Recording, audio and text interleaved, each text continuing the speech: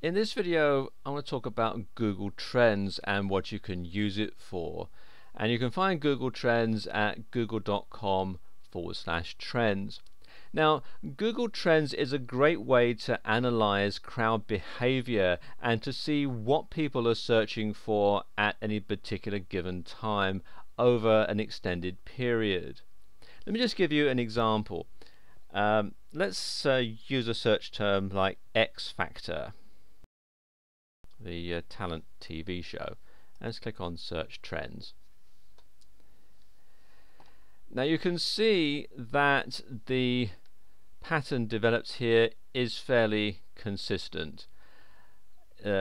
Interest starts to build as the show is trailed, and then after the winner is announced it drops off and it's fairly flat again until the next year. And as I move along here, you can see that the troughs and peaks get more pronounced, mainly because over the years more people start to get broadband internet access and internet enabled cell phones, which means that they can search more often. And you can also see at the bottom here there's a news reference volume. You can see what's being written about the X Factor all the way along.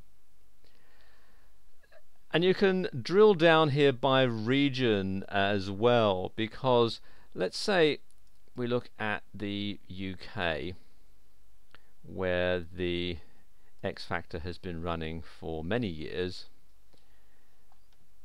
and you can see here search volume goes up fairly regularly, and then you've got more news items and so on here. But if we switch that to the United States, you can see that the search volume and the news reference is pretty flat up until around 2009, when Simon Cowell announced that he was going to be leaving American Idol to concentrate on bringing the X Factor to the US. And then you've got other peaks when further announcements were made. You can see here there were more news stories being written about, and then you've got the various peaks as the show starts to take off and so on. And you've got, see, this one here shows the peak in traffic when Simon Cowell to leave American Idol, and these when various things have happened on the show. You know, when people started writing about Cheryl Cole and Paula Abdul and so on.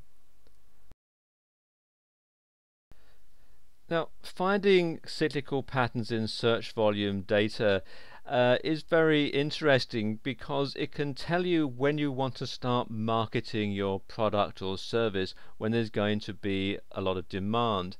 And you can also use Google Trends to search for more than one item at a time, and I'm sort of demonstrating both here. We've got 5 search terms: gifts, flowers, chocolate, fireworks and costume. And you can find that flowers sort of peaks around Valentine's Day.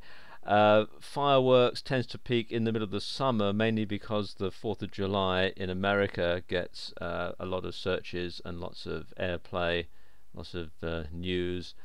Costumes again tends to peak around Halloween, because countries like America, Ireland, Britain, Germany have Halloween parties and people dress up in fancy costumes and so on. But you can also use this to analyze trends and show where your product or service might be better aimed at a specific place at specific times of the year. Now, let's say we change this. Let's say I look at the search volumes for India, for example. We can see, if I just scroll down here, that the pattern for flowers, it goes up a bit at the beginning of every year, as do gifts. But also you notice here that fireworks tends to peak around the end of the year, when people buy fireworks for Diwali, as do chocolate. That's the beginning of the year as well, and so on. So you can use this data to tailor product launches or to tailor campaigns aimed at specific markets at specific times of the year. Have you ever wondered how popular something is compared to something else?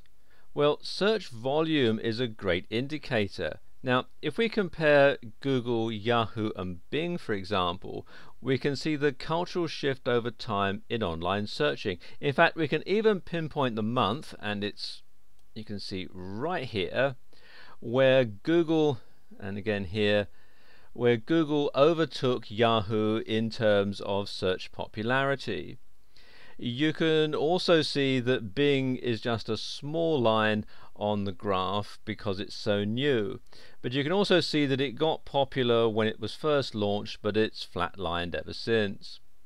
So in short, there are many different ways that you can use Google Trends to mine search data to do better research, and these are just a few examples to get your creative juices flowing.